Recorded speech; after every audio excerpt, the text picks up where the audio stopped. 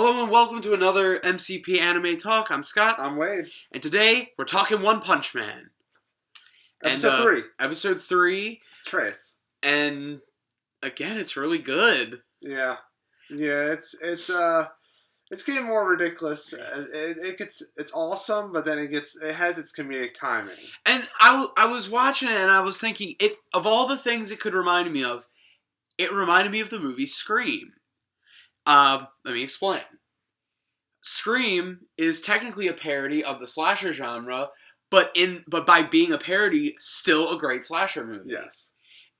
One Punch Man is a parody of the action genre, but in itself is actually a good action show. Yeah. And, it's a great comedy show too, but it's just one of those things where it's like the action could be taken very seriously. Just like, like in that movie, all the violence and everything can be taken seriously. And it's done really well.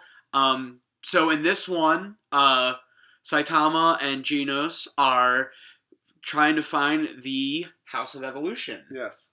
And the gorilla cyborg from before, he basically tells them where it is, gives all the backstory. Not in 20 words or not less. in 20 words or less. That's Saitama's thing. Gotta be in that 20 words or less, or he doesn't care.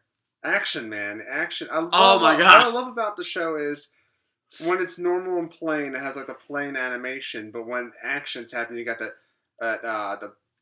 shading, the black shading. Yeah. And with Saitama, it's like that too. Like he has this really he looks more cartoony than anybody else. Everyone else looks like to be like Dragon Ball Z or Yu Hakusho or has that kind of like action shonen kind of look to it. But he's like very comedic looking. Especially Super Kabuki. Super Kabuto. Carnage Kabuto. Carnage Kabuto is the main villain of this episode. When he transforms to his second form. Carnage mode. Yeah, Carnage mode, dude. And Carnage mode is badass. Yeah. So he gets there. You learn more about the scientist. You find out, why he clones himself. His backstory. It's a clone. You also learn. He makes the clone baby. Go gaga, clone baby. Like Saitama.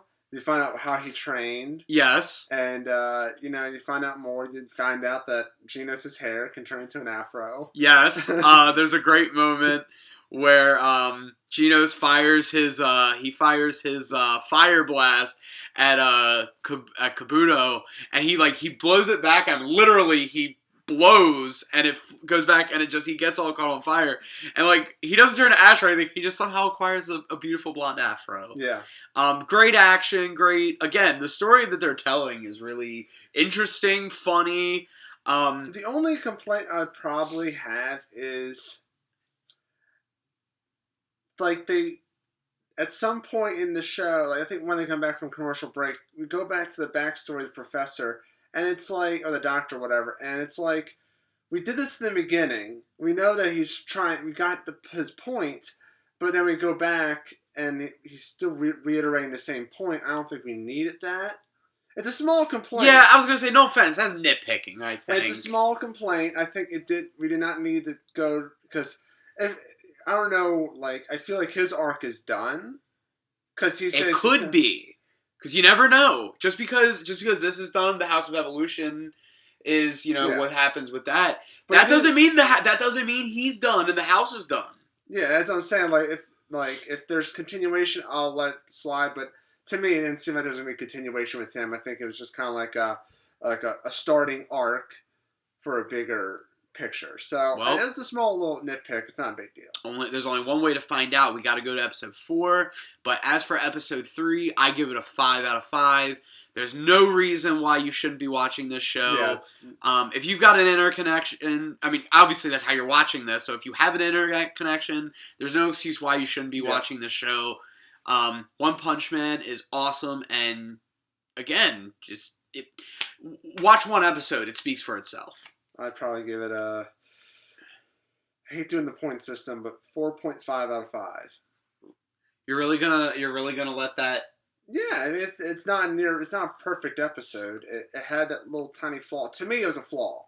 I feel like because after the commercial, we go before the commercial, it's like action, things are going to happen. Then we get back to commercial, and he's just talking about like he wants to be, create his own utopia. I'm like, we know, man. We know that's what the House of Evolution is. I just liked before we wrap it up, I didn't mention this scene, and I really liked it.